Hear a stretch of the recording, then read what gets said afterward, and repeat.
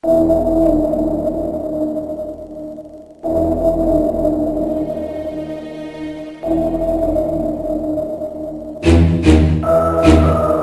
amigos de YouTube, hoy quiero presentarles el prototipo para un nuevo tipo de motor que podría ofrecernos energía ilimitada sin combustible. Su creador dona la siguiente información libremente a la humanidad tras haber sido amenazado y acosado como tantos otros con el objetivo de que inventos revolucionarios como el que se presenta a continuación no proliferen y acaben con la dictadura de la mafia energética en la que vive prisionera la humanidad actualmente. Resulta vital difundir toda esta información oculta por los poderes, especialmente entre los jóvenes, para que tomen estas ideas como base para construir un mundo en el que podamos vivir en la abundancia y la libertad que merece la humanidad. El siguiente documento presenta un nuevo motor que funciona sin necesidad de combustible y sin contaminar. Se trata de uno de tantos inventos ocultados que acabarían con los problemas mundiales energéticos y de contaminación. La siguiente información del sistema se libera para libre difusión y desarrollo de la misma en base a la idea original aquí dada. La viabilidad del sistema fue estudiada y aprobada por una importante universidad española. El invento ha sido despreciado y anulado, el que suscribe ha sido amenazado y aislado. Se trata de un nuevo ciclo térmico que funciona utilizando la presión de un gas para mover una turbina. El sistema se basa en el movimiento continuo de ese gas en un ciclo cerrado donde se produce por un lado un calentamiento cuando recupera la presión perdida y por otro un enfriamiento cuando se expande en la turbina y posteriormente en una cámara de expansión. En el ciclo teórico necesitaría recuperar el calor perdido por medio de un intercambiador, sirviéndose del calor exterior del medio ambiente. Pero parece posible que ambas fases de calor y frío se lleguen a equilibrar, de modo que el calor producido sea igual al frío. Para ello utilizaríamos una cámara de expansión donde se produce un frío extra a la expansión en la turbina, regulable en volumen que sirviera para mantener la temperatura constante. El otro factor a recuperar es la presión con la que explota en la turbina desde la cámara de presión. Para ello nos servimos del movimiento constante del gas en el ciclo cerrado y hacemos pasar el mismo desde un conducto estrecho donde la velocidad de paso sería alta y por tanto la presión baja a la cámara de presión de mucha mayor sección y donde la velocidad de paso es muy pequeña, con lo que conseguimos poner la presión en el valor deseado para que el ciclo se cierre. El movimiento continuo del gas se encarga de producirlo un ventilador que es movido por la misma turbina y que recoge el mismo de la cámara de expansión posterior a la turbina. El sistema utiliza preferentemente los siguientes elementos. Como gas puede servir el nitrógeno entre otros muchos. Una turbina para convertir la presión del gas en trabajo y movimiento útil. Un intercambiador de calor que recoge el calor del medio ambiente y recupera el calor perdido en el ciclo. Unos ventiladores que se encargan de poner el nitrógeno en movimiento constante y en el caso de que se utilice el aire como medio externo proveedor del calor, otro ventilador lo hace circular al mismo tiempo que el nitrógeno, pero por conductos separados por el intercambiador de calor, para que ambos, el nitrógeno y el aire, intercambien sus temperaturas hasta la temperatura que nos interese. Un depósito donde recupera la presión que perdió en la turbina poniendo ambos, la presión del gas y la turbina en contacto directo. Una válvula que regula la presión de entrada del nitrógeno a la cámara de presión en función de la velocidad con la que circula y por tanto con su presión. Un intercooler que regula la temperatura de entrada del aire al intercambiador en función de las necesidades de mantener la temperatura final del nitrógeno constante, que sería su temperatura crítica, teniendo en cuenta factores como la temperatura del aire exterior y otros factores que puedan influir. En el ciclo que recorre el nitrógeno, pasa de la presión y temperaturas críticas a la que está en el depósito de presión y por tanto en estado crítico acceder su presión a la turbina, realizando así un trabajo útil. Así pierde su presión y se enfría, completando el enfriamiento en una cámara contigua a la turbina donde se expande. Aquí el nitrógeno es recogido por el correspondiente ventilador movido por la propia turbina y lo dirige hacia el intercambiador. Al mismo tiempo otro ventilador también movido por la turbina recoge aire del exterior y previo paso por el intercooler para su regulación térmica, lo dirige también a otra zona independiente del intercambiador, pero conectadas entre sí con la zona del nitrógeno térmicamente para transmitirse el calor.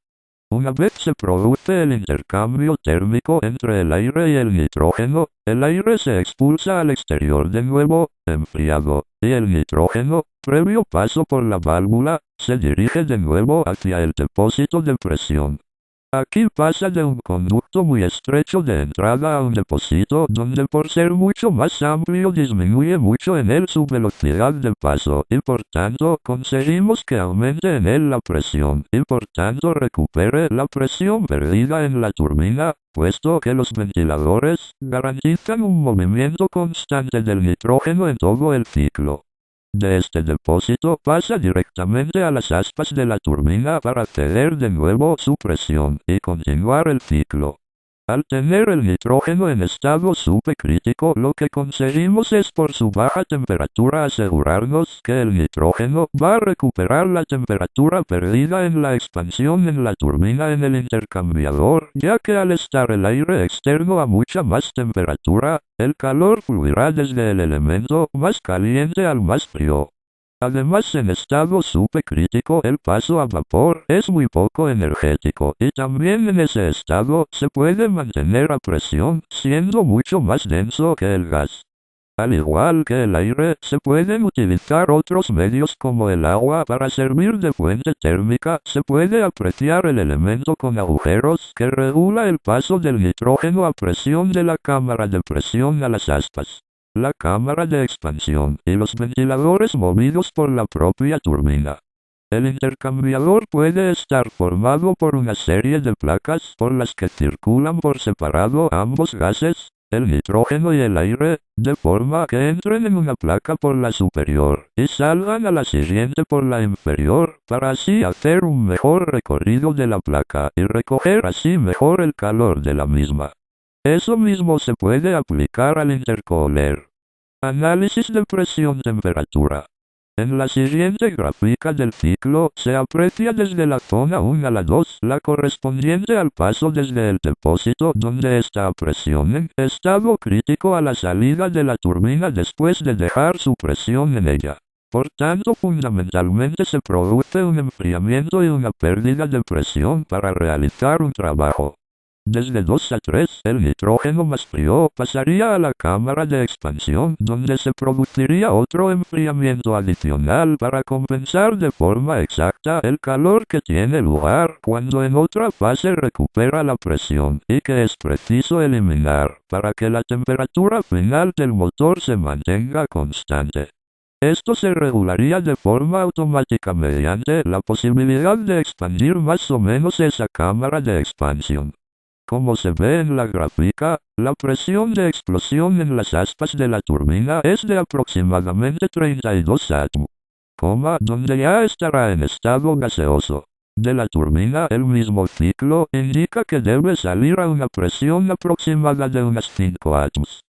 Para que en la cámara de expansión se produzca el efecto que se busca, que es compensar el calor que se produce en la recuperación de la presión posterior al expandirse en la misma hasta una presión regulada por la expansión de dicha cámara, pero que teóricamente sería muy baja. En esas condiciones, el frío que se produce en la cámara de expansión compensaría el calor de la recuperación de la presión, y es una fase muy importante, y es una gráfica isoterma ya que está en contacto con la cámara donde está el nitrógeno a presión y recupera la presión perdida para intercomunicarse la temperatura.